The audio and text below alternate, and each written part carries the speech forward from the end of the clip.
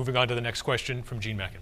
We'd like to talk about abortion now, but first let's review the law in New Hampshire. As part of a budget bill in 2021, abortion was banned after 24 weeks with no exceptions for fatal fetal diagnoses or for the life of the mother. Also, as part of that bill, New Hampshire required ultrasounds for every abortion, whether medically necessary or not. In May of this year, the ultrasound provision was lifted and exceptions are now allowed for fatal fetal diagnoses and the life of the mother.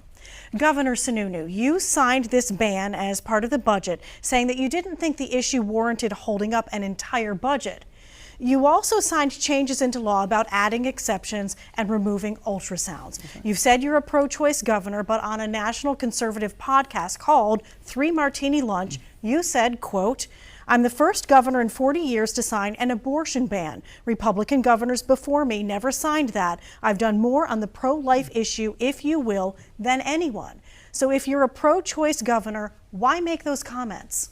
Look, at the end of the day, I know all the attack ads out there. This is the one issue that Dr. Sherman always wants to talk about. Every ad of his talks about the restrictions that were put in place. As you noted, as part of the budget, we weren't going to veto the entire budget. There was no contingency resolution. If you veto a budget without that, the government shuts down in the middle of a pandemic. We obviously weren't going to do that. We said we wanted to provide more flexibilities, and we did. We provide more flexibilities on the ultrasound, providing flexibility for life of the mother. Tom and I actually agree on exceptions for rape and incest.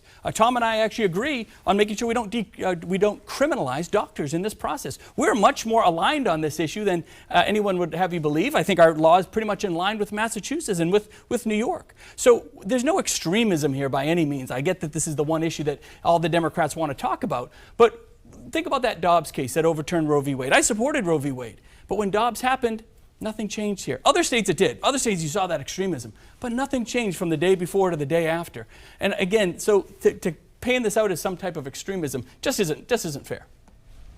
Dr. Sherman, you've said that it's disingenuous to talk about the need to pass laws in New Hampshire guaranteeing the right to an abortion up until birth because you say late-term abortions simply don't happen. So if a bill allowing the right to an elective abortion until birth came to your desk, would you sign it? You know, I just have to address some of what the governor just said. A week ago during our debate, a woman named Lisa Akey was in the audience. He had an opportunity to apologize to her because his abortion ban that he signed into law put her child at risk of not being able to live because it was against the law for her to deliver that, to get the appropriate care that child might need. He said it's not about an individual. I never would have signed an abortion ban like that. I never would have signed an abortion ban. This is an intensely private discussion between a mother and her child and her doctor. Right now, in the state of New Hampshire, we are so unlike any other state. In New York or Massachusetts, we're more like Texas because in the 3rd trimester, there is no exception for the health of the mother, no exception for rape or incest. And a woman in the 3rd trimester having that awful moment, she has to sit down with her doctor and her lawyer to find out the timing so she can save the life of her baby. That's not New Hampshire. That's time.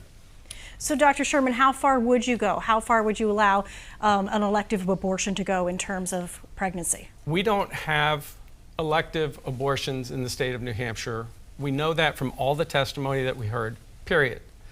So what I would do is I would make sure that a woman has an affirmative right to an abortion in New Hampshire.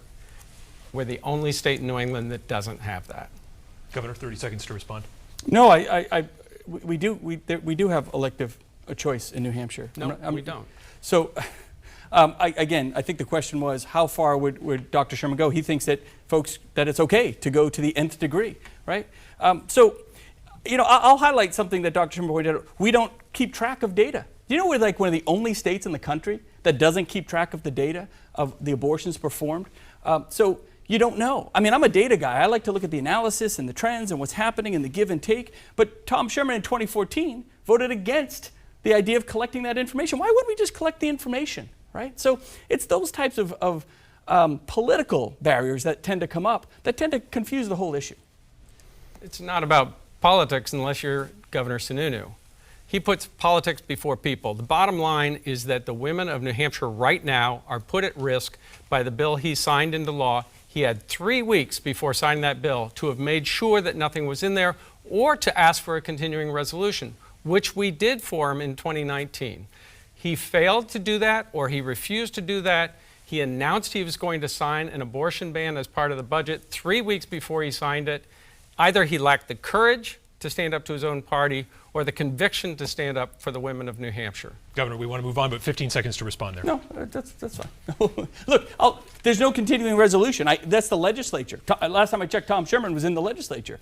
So there's no continuing resolution, which means if you veto the budget, the government shuts down. We're handing out therapeutics and vaccines and all of this. Continuing The governor doesn't ask the legislature. The Yes, they legislature do. provides That's it. what we did in 2019. You The- gave the us le- warning that you were going to veto the budget, and we gave it to It you was within always 24 provided. hours. Look, if the legislature isn't going to provide it, we risk shutting down government.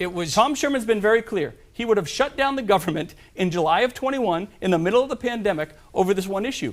I knew we could go down and fix it. I knew we could go make it better, which we did by providing those flexibilities, which Lisa you pointed Akey out. did that for you. Which we made sure those flexibilities. We want more flexibilities in there. So again, you don't shut down government and hey, say it's just going to be an end-all be-all. You can always work to make things better, which is exactly what we did. That's the New Hampshire way. Governor, you had the majority in 2021. I couldn't have stopped that. It was your legislature that could have stopped it. Again, I push back on my party all the time. They You don't didn't always push listen. back in I mean, those I 3 think weeks you had. The story's out. The party doesn't always listen to me. I veto Republican bills. I veto Democrat bills. Let's You know, move on.